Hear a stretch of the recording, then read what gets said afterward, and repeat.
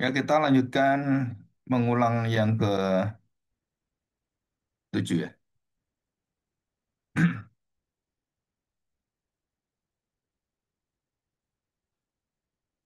Circular listening ya, backing the question.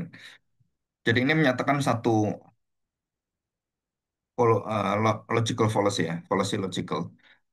Argumen berputar berdiri sendiri dan tidak membawa ke dalam satu jawaban yang secara pemikiran itu bisa dipertanggungjawabkan.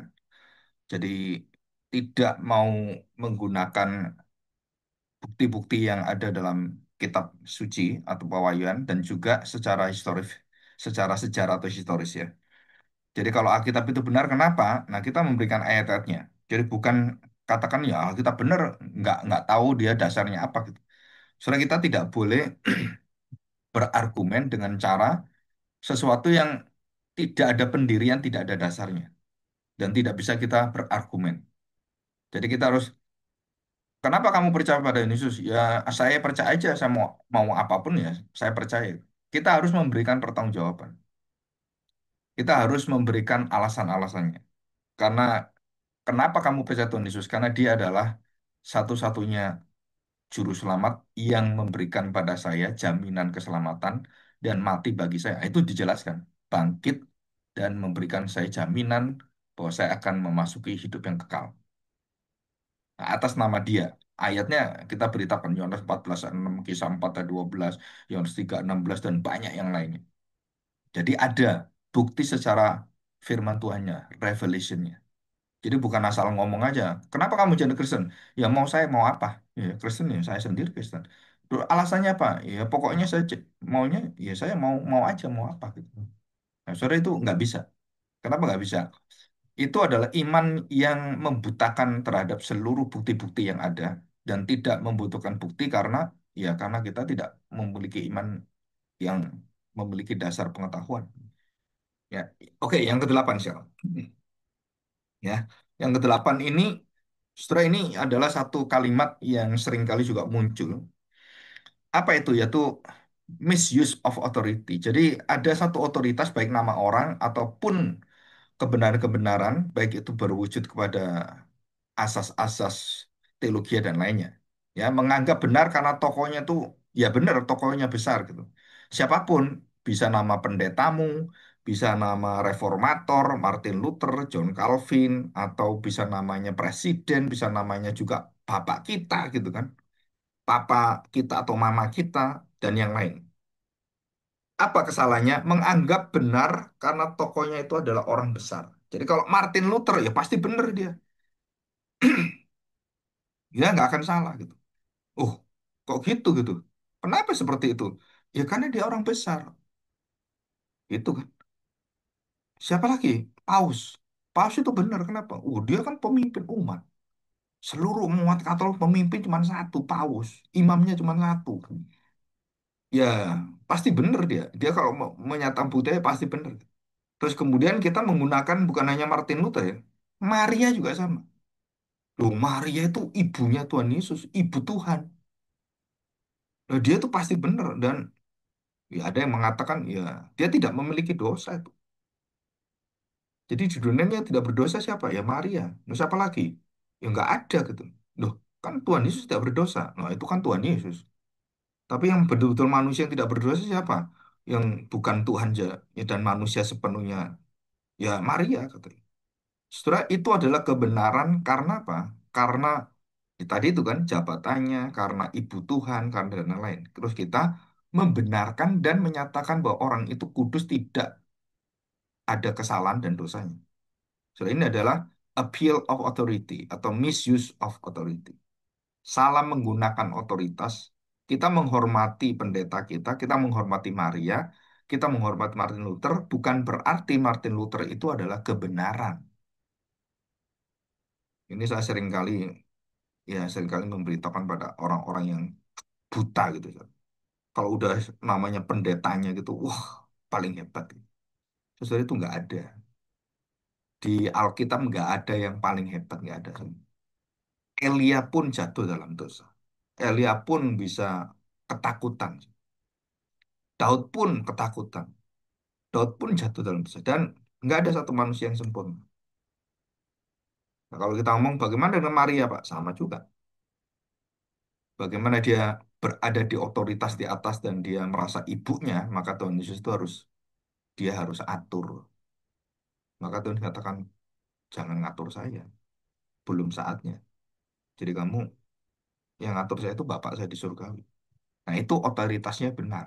Jadi otoritas yang kemudian kita gunakan salah tempatnya dan kemudian kita memegang otoritas bukan kebenaran yang kemudian kita anggap yang paling benar, yang paling hebat. Ya, oke, ke-8 sekarang. Ya, masuk ke-9. Hasty generalization. Jadi menarik kesimpulan yang terlalu tergesa-gesa, ya, yang sangat terbatas, yang tidak mikirkan apa ya, nggak mikirkan lebih panjang lagi. Kesalahan itu ya. Jadi menarik kesimpulan secara umum dengan contohnya apa? Ya contohnya ya sangat terbatas. Satu dua kejadian aja. Contoh ini, karena Kristus disangkali oleh Petrus, karena Petrus menyangkal Yesus, maka dia ngomong gini, ini Petrus ini kan pemimpinnya, maka semua muridnya ya pasti lemah iman, sama aja. Karena satu orang, semua digebiah uyah, gitu ya. Istilahnya digeneralisasi semua, ya udah semua sama. Dan kalau kita ngomong Alkitab mengatakan dalam Roma pasal 3, ya kan? Saya akan bacakan Roma pasal 3 ayat yang ke-10 gitu ya. Roma pasal 3 ayat yang ke-10. Tidak ada yang benar, seorang pun tidak. Nah, ini adalah sesuatu kesimpulan umum yang juga menjadi kesimpulan secara setiap orang-orang secara khusus semua jatuh dalam dosa. Jadi ini lawannya hasty generalization. Ini adalah truth generalization. Jadi Alkitab mengatakan semua orang berdosa. Siapa di dalamnya? Daud, Maria, dan semuanya. Termasuk Paus, Maria, Santo, Santo, Santa, semua sama. Dikatakan Alkitab, tidak ada seorang pun yang benar, tidak ada seorang pun yang berakal budi, tidak ada seorang pun mencari Allah, nggak ada. Jadi itu dikatakan, tidak ada seorang pun. Lupa kan mereka udah benar sekarang. Oh iya, karena mereka udah bertemu Tuhan. Sekarang posisinya bersama Tuhan nih. Setiap orang bertemu Tuhan, ya dibenarkan oleh Tuhan. Ya, kita bukan hanya Maria, kita juga benar. Kenapa benar? Karena dibenarkan Tuhan. Itu kalimatnya gitu. Jadi kita harus bisa membedakan bagaimana kita menyimpulkan sesuatu yang dari satu yang khusus, jangan dijadikan yang umum. Kalau itu umum, ya jangan jadikan pada yang khusus. Ini nggak bisa. Contoh nih, contoh. Semua jalan untuk orang-orang yang mau pakai mobil, pakai apapun silakan. Terus saudara, ini kan umum, jalan semua di umum. Dan kemudian kita berikan yang khusus. Hanya jalan yang ini untuk orang tunanetra yang ada ini ya. Jadi ada lot-lotnya itu kan, ada bendol-bendolnya. Kalau jalan ada ubin-ubinnya yang warna kuning, kemudian ada gerigi-geriginya. Kenapa? Karena untuk tongkat dia supaya dia tahu, oh ini jalan yang harus saya lalui. Tak tak tak, ah ini jalannya. Orang lain nggak butuh. Jadi yang umum itu tidak boleh menutup kepada hal-hal yang khusus yang memang dia tidak boleh memakai umum karena ketidakmampuan, karena keterbatasan, karena dia buta. Jadi semuanya akhirnya untuk orang buta dengan orang yang umum ya beda. Orang buta membaca nggak bisa. Bagaimana dia baca? Ya dia dengan tangannya, bukan dengan matanya dia membaca, tapi dengan tangannya, dengan perasaannya. Oh ini huruf braille. Nah ini baca. Dan jika ada orang kemudian semua orang kemudian ada masalah gitu kan. Kemudian ada satu orang mungkin karena kecelakaan, karena hal-hal yang kita nggak tahu, jadi buta gitu. Maka semua orang buta harus membaca huruf braille. Nah, itu adalah kebutaan secara umum untuk orang buta. Bolehkah orang nggak buta membaca huruf braille? Boleh, nggak ada yang larang. Tapi orang yang matanya tidak mampu melihat atau buta itu, maka dia nggak bisa melihat dan nggak bisa membaca dengan melihat. Ya, semua orang-orang itu terbatas. Jadi orang yang umum, kita yang melek bisa belajar braille, bisa. Orang yang buta bisa nggak membaca? Nggak bisa karena dia buta. Yang khusus nggak bisa jadi umum, tapi yang umum bisa menjadi khusus. Karena kemampuan yang khusus itu bisa karena orang umum itu lebih semua bisa. Jadi ini adalah disebut sebagai kesimpulan-kesimpulan yang akhirnya membenarkan sesuatu yang kecil yang hanya sebagian menjadi sesuatu yang umum. Ya, nanti kita akan belajar tentang jadi kepala bukan jadi ekor. Nah, ini tugas kalian nanti. Mungkin saya pakai untuk ujian gitu ya. Ujian ini sudah tengah semester ya. Nanti akhir semester atau saya lagi pikir itu. Jadi ada satu kasus dalam ya pengertian bagaimanakah logical fallacy, kesalahan logika, dan kemudian kita memakai itu. Jangan kamu jadi ekor, jadilah kepala. Apa benar ayat itu berbicara tentang kita menjadi pemimpin, kita kemudian orang-orang yang kemudian bisa nggak boleh jadi pengikut dan kita harus memimpin perusahaan, memimpin pelayanan. Apakah seperti itu? Atau ayat itu berbicara lain? Nah, saudara, saudara selidiki itu. Kalau itu nggak benar dan kamu udah dengarkan penafsiran yang begitu melenceng terus-menerus bertahun-tahun, puluhan tahun, mungkin lebih dari 50 tahun gitu kan. Nah, kalian harus berani menyuarakan kebenaran. Oh ini secara teksnya, konteksnya kita tidak boleh menafsirkan seperti itu. Ya, oke, ke-10. Post hoc ergo propter hoc. Apa artinya? False cause. Jika penyebabnya salah, maka semuanya jadi salah. Menganggap satu peristiwa adalah penyebab lain dari yang lain tanpa bukti sebab akibatnya. Contohnya apa? Karena kamu tidak memberi persembahan, maka hidupmu susah. Karena kamu tidak memberi perpuluhan, Tuhan tidak berkati kamu. Jadi setiap orang memberi perpuluhan pasti diberkati. Itu namanya penyebabnya. Kenapa diberkati? Ya karena perpuluhan. Kenapa nggak diberkati? Karena nggak memberi perpuluhan. Itu namanya false cause. Salah kita berpikir mengajarkan kalimat-kalimat seperti ini. Jadi kalau kamu nggak memberi persembahan, maka hidupmu akan susah. Tuhan tidak berkati kamu. Kamu akan dikutuk oleh Tuhan. Kamu tidak diselamatkan. Nah, saudara itu tambah lagi itu. Saya pernah mendengarkan seorang pendeta mengatakan kalau orang-orang yang tidak mau persembahan itu termasuk orang-orang yang tidak diselamatkan oleh Tuhan. Wah, saudara, apalagi ngomong perpuluhan gitu kan. Waduh, ini nggak bener ini. Kalau seorang hamba Tuhan seperti ini, dasarnya apa dia ngomong seperti itu? Jadi menganggap bahwa perpuluhan itu seperti kunci berkat, membuka keselamatan, membuka semua kelimpahan-kelimpahan. Saudara, bukan, saudara. Perpuluhan itu adalah satu persembahan dalam hati yang taat mengenal Tuhan dan dia memberikan dengan satu hati yang betul-betul dengan sukarela. Dasar perpuluhan itu pemberian sukarela. Kalau sukarelanya tidak ada, maka sudah setiap pemberian itu tidak pernah diterima oleh Tuhan. Mau 3/10, mau 100% pun, jika engkau tidak rela dan tidak ikhlas, tidak sungguh-sungguh mengenal Tuhan, menyembah Tuhan dalam persembahanmu. Jadi persembahan itu sebenarnya penyembahan. Jadi kalau saya beri perpuluhan 1/10 gitu, terus saya pikir, wah ini Tuhan senang nih. Sesudah kita salah. Kenapa salah? Karena Tuhan itu tidak bisa dibeli hatinya dengan 1/10. Loh kalau gitu 100% Pak, wah Tuhan senang gitu. Enggak juga. Kenapa? Karena Tuhan itu menyenangi hati yang taat. Bukan jumlahnya ketaatan kita, bukan jumlahnya uangnya. Kalau kamu taat, nggak mungkin orang kasih 1/10. Kalau kamu senang dengan Tuhan, nggak mungkin kamu hanya batasnya 10. Bahkan kalau perlu, ini tak kasih Tuhan, ini berikan Tuhan. Kenapa? Ya karena dia tahu siapa Tuhan. Nggak tahu saya pernah cerita dulu kan, ada seorang hamba Tuhan yang waktu menjadi hamba Tuhan, dia kemudian meninggalkan semua bisnisnya, pekerjaannya. Dan dia pikir, ah Tuhan senang saya. Kenapa? Aku udah tinggalkan bisnisnya. Dia tinggalkan semua yang bisa menghidupi dia. 1 bulan dia bisa punya penghasilan 35 juta. Gede sekali itu. Apalagi zaman-zaman dulu kan. Zaman sekarang 35 juta. Waduh, udah enak itu. Nah, mungkin sekarang 1 bulannya dia bisa 150 juta. Kalau uang sekarang. Luar biasa dia sama. Sangat bangga luar biasa kan. Tapi saya tanya sekarang. Apakah dia kemudian bisa menyenangkan hati Tuhan? Ya, dia mengatakan, oh berarti Tuhan berarti udah menerima saya ini. Apa betul seperti itu? Dan dalam perjalanan dia merasakan, enggak juga ini. Berarti gimana ini? Padahal Tuhan meminta apa? Persembahkanlah seluruh hidupmu, berikan hidupmu padaku.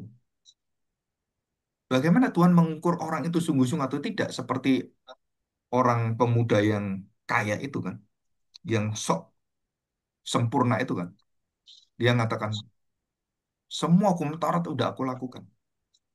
Dan Tuhan kemudian katakan apa? Satu kalimat. Apa yang ada padamu, semuanya yang kamu miliki, lepas semuanya, jual semuanya. Dan terus untuk apa? Berikan orang-orang miskin yang tidak pernah kamu perhatikan. Rela nggak kamu kasih pada dia? Menjual ini itu sudah sulit sekali. Dan menjual itu hasilnya bukan untuk dia. Bukan untuk keluarganya, bukan untuk bisnisnya lagi, tapi untuk orang-orang yang dia paling nggak seneng. Orang-orang yang miskin, hina gitu. Fakir miskin gitu. Bagaimana ini dijual kasih mereka? Kok enak? Dan Tuhan katakan, nah itulah bukan perkara berapa kamu sanggup melakukan ketaatan di dalam hukum Taurat, tetapi tahukah kok hati Tuhan? Tuhan berkenan dengan orang seperti itu. Bukan mengukur dengan apa yang ada dengan kekuatan, bukan loh. Mengukur dengan apa? Dengan hidup yang tahu bahwa berbahagialah orang yang miskin di hadapan Allah. Dan kita tahu ini bukan milik kita, ini semua adalah anugerah Tuhan. Jadi kalau saya bisa mengembalikan, saya bisa memberikan berkat, saudara itu adalah sesuatu yang betul-betul kita tahu bahwa itu akan disempurnakan dengan kuasa Tuhan. Jadi setiap pelayanan kita, saudara itu tidak ada yang sempurna. Setiap pemberian kita tidak ada yang sempurna. Setiap apa ya kalau kita ngomong kekuatan hidup kita, talenta kita, saudara itu semua adalah bukan sesuatu yang sempurna. Kenapa? Karena sempurna itu milik Tuhan. Disempurnakan, iya. Jadi kita harus tahu ini ya. Jadi post hoc ergo propter hoc, false cause artinya ya. Jadi apa yang sudah lewat, apa yang sudah dinyatakan, saudara itu harus ada penyebabnya. Dan jangan kita ngomong penyebabnya cuma satu, kemudian semuanya itu akhirnya dibuka semuanya. Kalau kamu memberi dengan memberi persembahan, maka hidupmu tidak susah, hidupmu akan senang, hidupmu akan diberkati, hidupmu akan kaya. Sesudah itu bukan karena persembahan. Kenapa? Karena ada orang kaya yang bukan jadi Kristen pun dia bisa kaya. Kenapa? Karena dia bekerja. Karena dia sungguh-sungguh bekerja. Karena dia berdagang dan bisa mendapatkan keuntungan. Karena dia bisa mengembangkan pekerjaan dia. Jadi bukan hanya orang Kristen. Bahkan banyak orang Kristen yang malas kerja ya miskin dia. Di situ. Ya, oke. Sekarang kita lihat bandwagon fallacy atau appeal to popularity. Karena banyak orang percaya, banyak pendapat orang seperti itu, maka kita anggap itu pasti benar. Ya, karena banyak gereja memakai buku ini, banyak gereja yang memakai eh, kayak semacam buku pedoman gitu ya. Oh, bukunya Rick Warren, maka semua orang itu karena semua orang pakai dan ada 100.000 gereja pakai bukunya Warren, berarti kita katakan ya pasti boleh dipakai oleh gereja yang lain. Dan kita ngomong pasti benar. Nah, saya pernah ngalami seperti ini. Waktu Purpose Driven Life, 40 hari Purpose Driven Life itu, saya membaca, begitu saya membaca, saya lihat dari depan, dan saya ikuti semuanya, sampai semua bab itu selesai, dan saya kemudian ngomong dengan para hamba Tuhan dan para penatua, para majelis. Dan saya memberitahukan, ini buku banyak salah penafsirannya. Jadi kita tidak boleh pakai buku ini, dan kita harus teliti apa yang harus kita ambil dan apa yang tidak boleh kita ambil. Contoh, 40 hari itu bukan ukuran bagi semua gereja. Jadi kalau semuanya 40 hari berpuasa, terus 40 hari berpuasa di tempat ini Tuhan Yesus 40 hari. Sudah kita ngomong, wah kita harus 40 hari juga. Kenapa? Ya kita puasa 40 hari. Supaya apa? Kalau Yesus bisa mengalahkan iblis, kita bisa mengalahkan iblis. Saudara, itu namanya bandwagon fallacy. Sudah umum dipakai gereja, ya udah seperti itu. Apakah itu bisa dipakai Tuhan dalam arti untuk menumbuhkan iman? Bisa, saudara. Tetapi kebenaran tentang 40 hari itu bukan untuk dipakai supaya gerejanya maju, supaya perusahaannya maju, dan kemudian Tuhan memberikan berkat berlimpah-limpah, mendatangkan rezekinya banyak. Bukan, saudara. Fungsi 40 hari Yesus berdoa berpuasa, kemudian bangsa Israel juga sama, mengalami hal yang sama. Apa fungsinya? Datang pada Tuhan dan memohon kekuatan dan bersandar pada Tuhan. Itu artinya di situ 40 hari. Kita belajar menahan diri, makan, kita harus tahan nafsu kita. Ya seperti orang-orang agama Islam juga berpuasa dan berdoa. Nah kalau kita nggak lebih baik dari keagamaan mereka, nah kita ini untuk apa menjadi orang Kristen? Kalau apalagi mereka lebih baik dari kita. Kenapa orang Kristen berdoa aja nggak mau gitu? Berarti ada yang salah. Jadi apa yang dikatakan oleh gereja, banyak gereja, gereja-gereja apalagi yang besar-besar, terus kita pikir, wah berarti benar ini. Tuh, gereja kalau diberkati itu kalau seperti itu loh. Pujiannya, ada bandnya, ada drumnya, ada saksofonnya, ada trompetnya, ada timpaninya, ada biolanya. Oh, biolanya bukan satu, biolanya itu berapa? Itu lebih belasan orang. Ada bass jeguknya gitu kan, ada selonya, luar biasa gitu. Ada pianisnya, terus kemudian, wah, sore itu hampir 100 orang di sana. Dan waktu ibadah itu, waduh, gegap gempita luar biasa. Dan kita kemudian membenarkan bahwa apa yang dilakukan mereka adalah kebenaran. Dan gereja semua harus ikut. Sesudah itu adalah logical fallacy.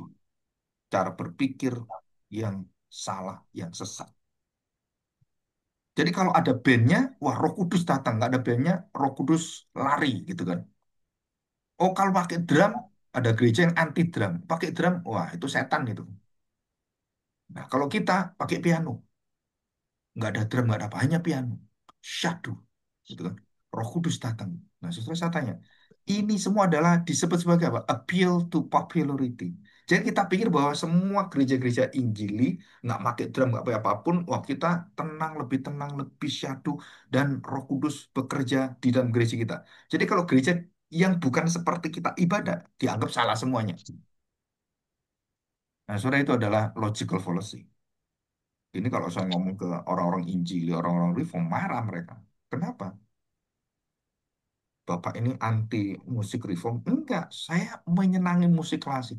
Saya menyenangi suara-suara dari piano. Tapi saya tidak membuang suara-suara genderang. Saya tidak membuang suara-suara dari gitar. Saya tidak membuang semua karya Tuhan dan menciptakan semua itu kan dari Tuhan. Alat-alat musik semua itu boleh dipakai oleh kecapi, dipakai oleh Daud. Betul kan? Terus apa itu yang beduk-beduk itu juga dipakai oleh bangsa Israel zaman dulu. Memuji kemenangan apa dipakai semua. Dan artinya apa ya? Jangan kamu appeal to popularity. Kalau gereja besar begini ya kita anggap dia benar. Enggak juga. Kebenaran bukan karena datangnya, lahirnya dari gereja yang besar, dari pelayanan besar, karena banyaknya orang ikut, kemudian kita ngomong itu benar. Enggak, so. Ya, oke, sekarang 12. Yang 12. Slippery slope. Apa itu? Kesalahan yang menyimpulkan tindakan satu kecil menjatuhkan kita. So. Namanya slippery, terpeleset, jatuh. Jadi satu tindakan kecil yang pasti mengarahkan kita pada kehancuran besar. Kesalahan yang kecil sekali membuat kita semuanya runtuh semua.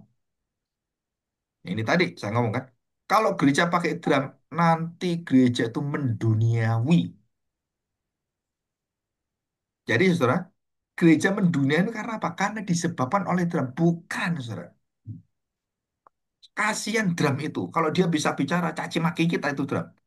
Beuh, kurang ajar. Itu drumnya. Kan drum itu gak punya hak apapun. Namanya alat. Jangan disalahkan drumnya. Drum, kamu nggak boleh di sini. Lah yang naruh saya di sini siapa? Bukan saya. Kan drum itu nggak bisa berjalan, nggak bisa bergerak. Drum itu kan diangkat, dia benda mati dia. Terus kita salahkan kalau gereja pakai drum, nanti gereja jadi duniawi. Nah, kalimat-kalimatnya seperti ini itu namanya slippery slope. Jadi kita itu menghancurkan seluruh apa yang kita bangun dan kita dengan kebencian itu karena gereja pakai drum itu gereja bukan sealiran dengan kita. Wah, gereja Pentakosta karismatik kalau kita itu gereja-gereja GKI, gereja-gereja Presbyterian, gereja-gereja Injili. Wah, kita nggak pakai itu. Lalu kita ngomong, oh kalau ada drum itu dikatakan apa? Duniawi itu. Oh, itu kayak musik rock itu. Wah, nggak bisa kita gitu. Saudara kita nggak pernah belajar sejarah gereja. Sejarah gereja, piano pertama kali masuk gereja itu ditentang, dianggap itu musik dari setan, saudara. Piano itu. Sekarang orang-orang yang pakai piano itu semuanya ngelarang orang pakai drum, pakai gitar dilarang semuanya. Lah kamu dulu dilarang kayak setan juga, kamu ngelarang orang kayak setan juga. Yang setan itu siapa sebenarnya? Ya kamu nggak tahu prinsip namanya slippery slope itu. Ketakutan moral tanpa dasar biblika dan sejarah pengertian yang benar. Ya, oke, red herring. Ya, apa red herring? Mengalihkan topik dari isu utama. Ya kan? Karena kita nggak bisa jawab, kemudian kita alihkan gitu. Contohnya apa? Saat ditanya tentang dosa, orang menjawab, yang penting kita saling mengasihi. Kan kita orang Kristen saling mengampuni. Udah jangan bicara soal dosa. Nggak ada orang nggak berdosa. Nah, itu kan, itu namanya red herring. Jadi mencari jalan keluar dari pertanyaan-pertanyaan untuk ya kesalahan-kesalahan kita supaya nggak dianggap gitu. Ya, supaya bisa ditoleransi. Itu red herring. Menghindari pertobatan sejati dengan apa? Dengan kata-kata yang rohani. Orang-orang rokok gitu. Di Alkitab tuh nggak ada ngelarang rokok itu. Jadi kalau saya pendeta ngerokok, jangan dilarang. Kenapa? Alkitab nggak ada itu. Ada nggak dilarang rokok? Saya ngomong, ini pendeta ini lulus dari mana ini ngomong seperti ini? Ngerokok membuat orang masuk neraka. Ya salah juga kita ngomong gitu. Oh kalau pendeta ngerokok, wih, pendeta-pendeta itu masuk neraka semua. Tambah salah kita. Waktu kita saling beradu, terus kemudian saudara tidak ada kesimpulan yang benar. Jadi waktu ditanya menghindari sesuatu yang harusnya kita harus kembali pada kebenaran, terus kemudian kita pakai jargon-jargon rohani. Ya kita jatuh.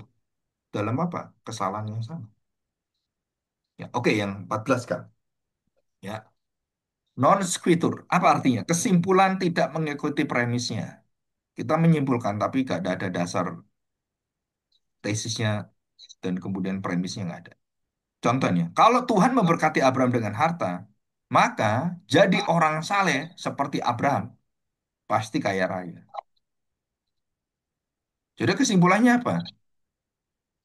Sebenarnya kalau kita ngomong Tuhan memberkati Abraham dengan harta. Jadi kalau orang seperti Abraham, beriman seperti Abraham, maka semua pasti diberi kekayaan yang luar biasa. Dan itu sering khotbah seperti itu. Abraham diberkati, kita pasti diberkati. Gitu kan? Jadi kita nggak melihat konteksnya. Apakah Abraham terus diberkati dalam hidupnya? Enggak juga, saudara. Ada kesengsaraan luar biasa, ada, saudara. Kesulitan yang besar ada, banyak itu. Dia nggak punya anak, kemudian dia berpikir untuk apa dia hidup semuanya, dan kemudian dia salah kawin dengan Hagar dan banyak kesalahan yang lain. Jadi kita kita tidak boleh hanya melihat satu kesimpulan tanpa memperhatikan seluruh kehidupan. Jadi cuman satu ayat, oh Abraham ini diberkati ya, berarti kalau kita percaya seperti Abraham semua diberkati, semua orang percaya diberkati.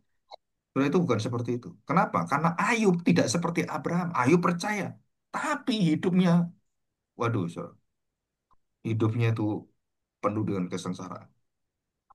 Anaknya mati, hartanya habis dan semuanya. Jadi kita nggak bisa memberi kesimpulan berdasarkan apa? Premis yang cuman satu pokok saja, satu kejadian saja, atau satu peristiwa. Sebenarnya kita nggak diperbolehkan seperti itu.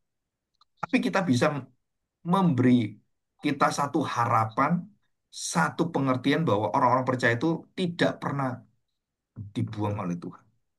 Tuhan akan membawa kita seperti iman Abraham yang akan menerima semua janji Tuhan. Nah, itu boleh, Sir. Tapi kalau soal kaya luar biasa, soal semuanya, nggak setiap orang jadi Abraham, Sir. Nggak setiap orang jadi Musa, nggak setiap orang jadi Daud. Apalagi jadi Salomo, istrinya 1.700 dan 300 gundik gitu. Istrinya yang sahnya 700. Apakah kita punya istri seperti yang enggak juga, Sir. Ya non sequitur, kesimpulan yang tidak mengikuti premis. Dan kita menolak pengajaran seperti ini. Ya, sekarang 16 yang terakhir. Ya, genetic fallacy. Apa genetic fallacy? Nah, ini sekitar 5 menit lah, kita akan selesai. Nanti masuk apologetika. Menilai kebenaran berdasarkan usul atau asal-usul ide, bukan karena isinya kebenaran. Contoh ini. Ini dari mana kebenaran? Oh, itu ajaran dari gereja Katolik. Ah, kalau Katolik pasti salah. Kenapa? Kita ini kan kaum reformator, kaum Lutheran, kaum Calvinis, kaum Injili, kaum Presbyterian. Ya semua dari Katolik salah semua.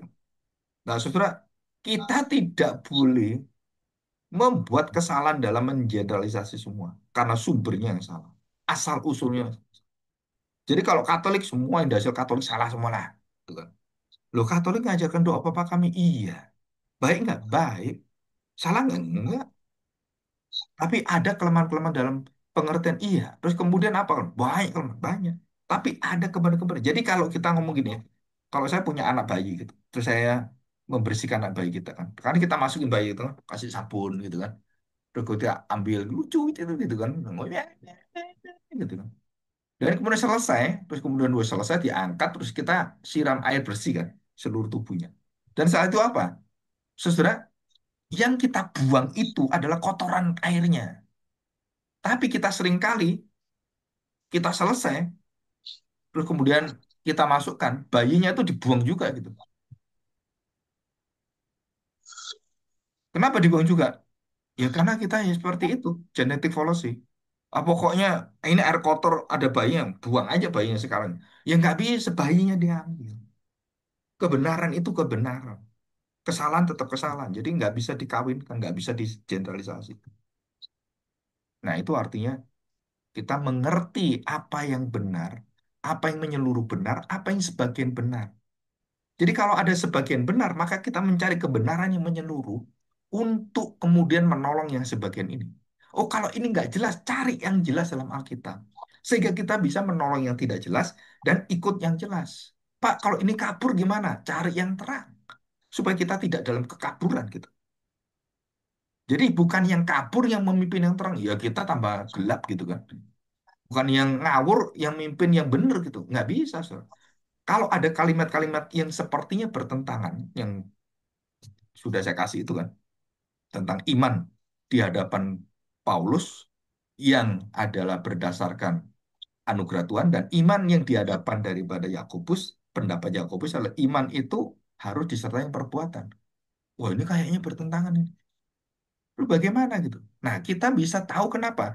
Bagaimana sudut pandang dia, apa yang dia hadapi. Di sini lain menghadapinya. Di sini menghadapi orang-orang yang seperti mengagungkan sunat Taurat dan menjadi satu kekuatan sehingga Paulus mengatakan, bukan karena Taurat, bukan karena perbuatanmu, bukan karena sunatmu, tapi karena anugerah Kristus. Kamu diselamatkan karena kamu beriman pada iman ini. Sedangkan Yakobus melihat kebalikan daripada Paulus. Orang Kristen hidup sembarangan dan perbuatannya juga masih jahat. Dan mereka mengatakan bahwa "Ya, yang penting kan saya dipilih Tuhan. Saya kan dapat anugerah Tuhan." Ya nggak bisa. Iman yang berasal dari anugerah itu bertanggung jawab. Dia menyatakan dalam perbuatannya. Jadi iman itu menghasilkan perbuatan. Bukan perbuatan menghasilkan iman. Nah, itu pandangan Yakobus. Sedangkan di sini, dari manakah kamu beriman? Mengapa kamu bisa beriman? Karena anugerah Tuhan. Di sini, iman itu bukan iman yang mati. Iman yang hidup. Bagaimana iman hidup? Karena dia memiliki kasih, iman itu menyatakan dalam seluruh perbuatannya. Jadi iman menghasilkan kasih, bukan perbuatan baik menghasilkan iman. Iman menghasilkan tindakan-tindakan penuh dengan kasih, dan tindakan itu tidak menghasilkan atau menyebabkan adanya iman. Bukan, tapi ini sebab dari iman, ini karena iman, ini hasil dari iman. Jadi kita ngerti ini. Oh, akhirnya ketemu. Bisa ngerti ya? Jadi bukan genetik fallacy lagi, tapi itu adalah kebenaran. Ya, oke, tinggal 1 menit ya. Kita akan istirahat sekitar 15 menit ya. Jadi nanti jam 4 kita ketemu ya. Jam 4 ketemu. Ya jam 4, ya jam 4 terus kita masuk ya. Jam 4 itu kita persiapan dan kemudian kita masuk dalam pengajaran apologetika ya. Ada 2 pelajaran nanti kita masuk. Oke, sampai ketemu ya. Jam 4 ya. Jam 4 persiapan kira-kira 5 menit. Jam 4 lebih 5 lebih 10 lah paling lat kita mulai lagi. Ya, oke terima kasih banyak. Sampai ketemu ya. Oke, Pak. Ya.